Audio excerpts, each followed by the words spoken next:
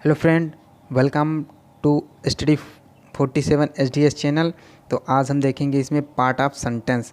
इससे पहले हम सेंटेंस का डिफिनेशन कंप्लीट कर चुके हैं, सेंटेंस समझ चुके हैं क्या है पिछले वीडियो में। आज हम शुरू करेंगे part of sentence.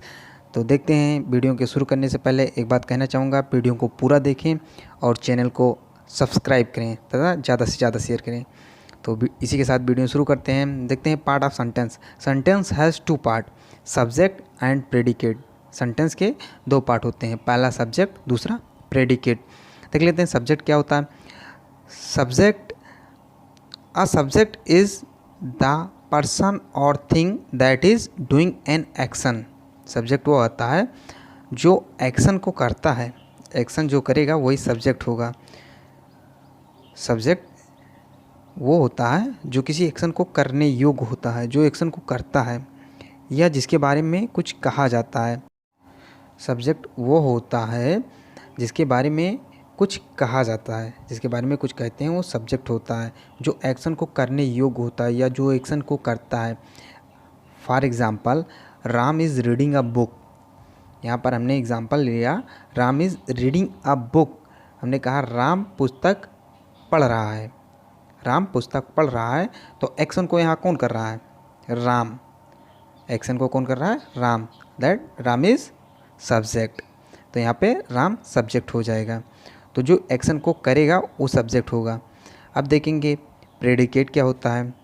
Predicate is the part of the sentence that से something about the subject. Subject के बारे में जो कुछ कहा जाता है वो प्रेडिकेट होता है, या सब्जेक्ट के बारे में जो कुछ कहते हैं वो प्रेडिकेट होता है। जैसे हमने कहा Ram is reading a book, then Ram is subject, Ram action को कर रहा है। और सब्जेक्ट के बारे में, राम सब्जेक्ट हो गया, सब्जेक्ट के बारे में जो कुछ कहा जाता है वो प्रेडिकेट होता है। तो हमने कहा कि राम पुस्तक पढ़ रहा है, तो पुस्तक पढ़ना, जो पुस्तक पढ़ रहा है, जो एक्शन हो रहा है वो प्रेडिकेट हो गया। तो प्रेडिकेट वहाँ से शुरू होता है जहाँ से हेल्पिंग वर्ब स्टार्ट होता है। तो देखेंगे राम इज़, इससे हेल्पिंग वर्ब स्टार्ट हो रहा है, तो इसके बाद जितना भी पार्ट होगा वो प्रेडिकेट होगा। तो राम हो गया सब्जेक्ट और इज़ रीडिंग अ बुक ये हो गया प्रेडिकेट। कुछ और एग्जांपल देख लेते हैं। He is singing a song, वो गाना गा रहा है, वो एक गाना गा रहा है। तो ही वो सब्जेक्ट हो गया, ही सब्जेक्ट हो गया। इज सिंगिंग अ सॉन्ग ये हो गया प्रेडिकेट। ही सब्जेक्ट हो गया, is singing a song predicate हो गया। Next example, all students danced well.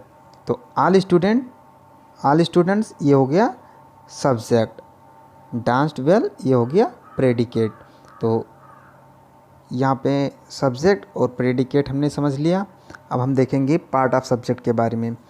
Part of subject, subject has two part, qualifier, main word और हेड वर्ड, उसी को कहते हैं। तो क्वालिफायर जैसे नाम से ही लग रहा है, वो वर्ड को क्वालिफाई करता है, वर्ड को जो मेन वर्ड होता है उसको क्वालिफाई करता है। जैसे एग्जांपल देख लेते हैं, some birds are flying, some birds are flying. तो सम जो है वो बर्ड्स को क्वालिफाई कर रहा है, तो ये क्वालिफायर हो गया। जो मेन वर्ड के बारे में बताता है वो क्वालिफायर हो जाता है। तो some birds are flying, birds के बारे में बता रहा है, सम की कुछ पक्षियाँ, तो क्वांटिटी बता रहा है पक्षियों की, तो ये क्वालिफायर हो गया।